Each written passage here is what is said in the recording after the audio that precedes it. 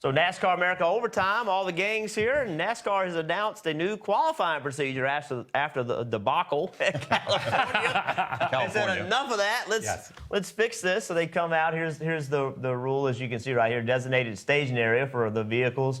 So they're going to tell the teams where they have to stage on pit road, and then once the vehicle leaves the staging area, it has to continue directly on the track. So, DJ, I'm assuming that once you roll, you can't stop, you can't slow down, you have to continue directly onto the racetrack. Yeah, so they may be just sitting in different areas than what they were, just clogging up the pit road, which I think some of that, once it got to a point, then some people that may wanted to go out didn't really have anywhere to go. So something had to be done. I don't know if this is the answer or not, but I'm glad that something was done, and we'll see how this works. They want to make sure there's a middle lane open. So if somebody wants to go, they're not blocked from being able to go. So when they say a staging area, they want to make sure that there's still an opening for the cars to go out there if somebody wants to get out there and get that time in. And then if you don't lay a time down, if you don't get out there, or if you impede someone, there's going to be a penalty. And it sounds like to me, it sounds like the minimum they're going to do is make you start in the back. In the back, yeah. So basically, they're back to their 100% rule. If you don't give 100% in qualifying, you got to start at the back. And basically that's what it boils down to.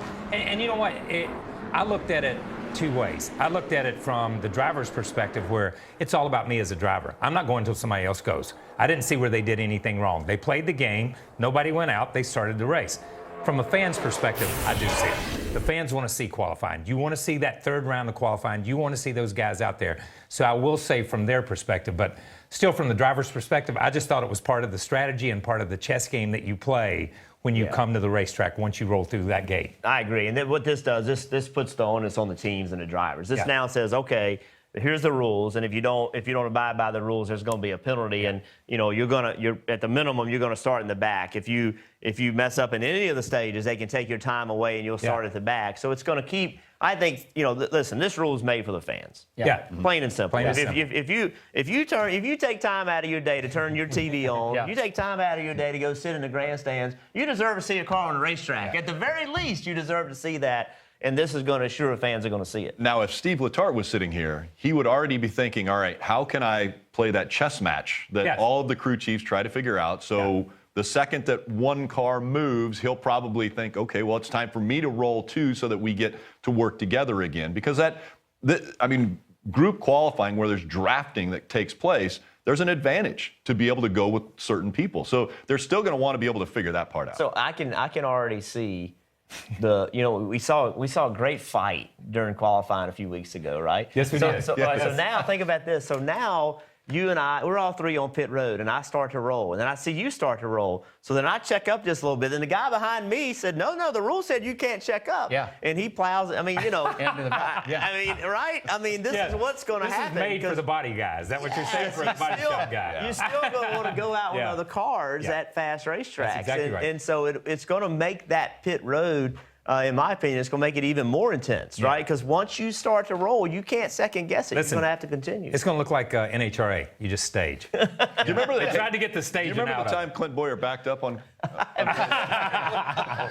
Very well, actually. Yeah, very well, very well. Here's my problem with the whole thing is that qualifying has always been about who's got the fastest car here, and we're not seeing that because, and not taking away what anybody does in winning the pole, but it's not necessarily the fastest car. It's getting yourself in the fastest spot and taking advantage of that. So is it truly qualifying? Does it really matter what rules they make? Because we're not seeing necessarily the fastest car win the pole anymore. Yeah, and I will say this. It was interesting to me. We had Bubba Wallace on Motor Mouths, and he said this has been going on in the Truck Series forever, since they went to this type of qualifying. And it never crossed my mind that they had been playing this game, that they had played this game at Michigan, they played this game at Charlotte, they played this draft game at other places. But the point was they did stop it. They finally, but at the same time, it worked for them.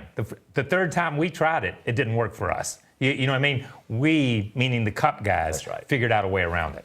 Well, that's what happens. I mean, we see it all the time. What happens in a truck garage and Xfinity garage does not necessarily happen, does not necessarily work in the Cup garage, because you take, that many more good drivers, that many more good crew chiefs, that many more well-funded teams, and, they're there for one reason and one reason only, and that's to compete at the highest level. And they want to put a great show on for the fans, but what they care more about than that is how that works out for them. That's their job. It's not, I went to a basketball game yesterday and saw a great basketball game. Those players didn't walk on that court thinking, I need to let Jeff Burton see a good ball game. Exactly. There was a great game because the competition level was high. And that's, it's not, in my opinion, once they drop the green flag, it's not up to the competitors to make sure that we see a good event. That's the rules and the processes and procedures that make that happen.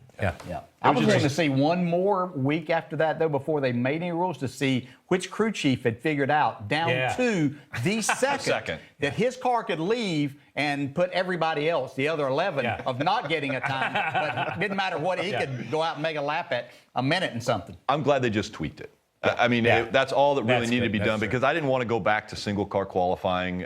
I think group qualifying is more entertaining. I think that's more fun for fans to watch. So, and they may have to. They're going to give this a try, and maybe it won't work, but at least give it a try. And if it doesn't work, then they'll have to go back to single car qualifying at some racetracks, places that drafting is going to matter. And time will tell. I will say this, although I thought, the original procedure didn't make a lot of sense to me. I still would rather NASCAR make a mistake by trying to make it more fun and more exciting for the fans than the other way. I'd rather see them make a mistake like that. So I'm sure on NASCAR America in the future, we'll be talking about qualifying processes and procedures because drivers are going to be mad at each other again, and that's going to always give us something to talk about. So join us weekdays at 5 o'clock.